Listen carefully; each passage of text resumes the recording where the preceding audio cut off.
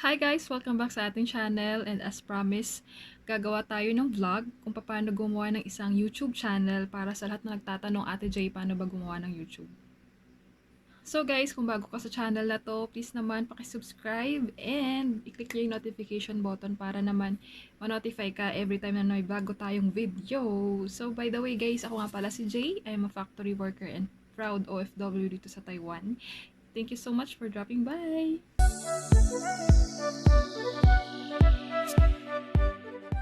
Okay, first, paano nga ba gumawa ng YouTube channel? So, gusto nyo ng step by step, ipapasok ko na yung tutorial natin in 1, 2, 3, go!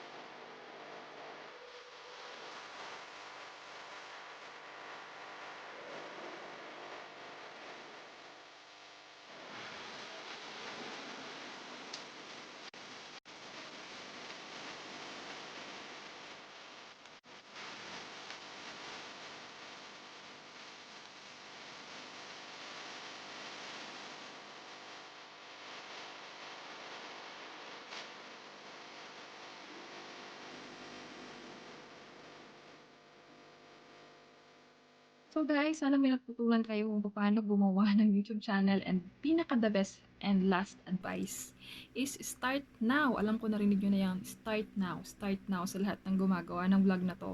Pero yun naman talaga ang key, kasi maaring marami kang ideas, maaring marami kang naisip na content.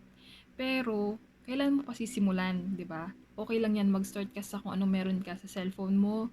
Diyan ka mag-edit sa cellphone mo, okay lang 'yan. Wala namang bawal. Kasi diyan lang din lahat kami nag-start. Depende na lang kung mayaman ka talaga at meron ka talagang pambili ng vlogging camera.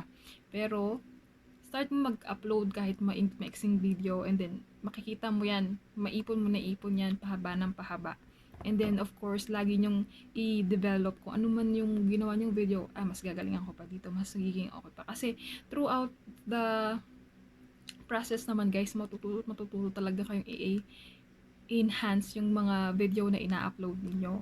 So, start now. Gumawa ka na ng sarili mong YouTube channel kung gusto mo talagang gawin. And laging mong iisipin, masaya ako sa ginagawa ko. So, gagawin ko to. Hindi dahil sa someday, pwede ang kumita. Yes, pwede maging motivation yon, pero huwag nyo ilalagay sa utak nyo sa pagkagawa nyo ng YouTube channel.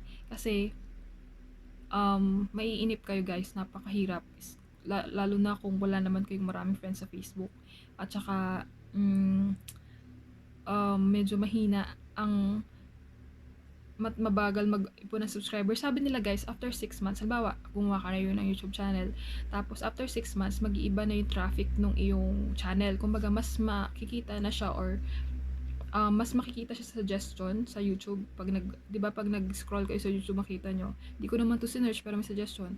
Mas masasuggest na daw yung video nyo after 6 months. So, mag-start ka na ngayon, gumawa ka na yung YouTube channel, and i-comment mo sa baba kung ano yung ginawa mong vlog para naman mapanood ko. Okay guys, thank you so much for watching. Sana may natutunan kayo sa ating simple vlog. Don't forget to subscribe to our channel. Ako nga pala ulit si Jay, isang OFW dito sa Taiwan. Maraming salamat, and God bless everyone. Bye-bye! Annyeong! Abir!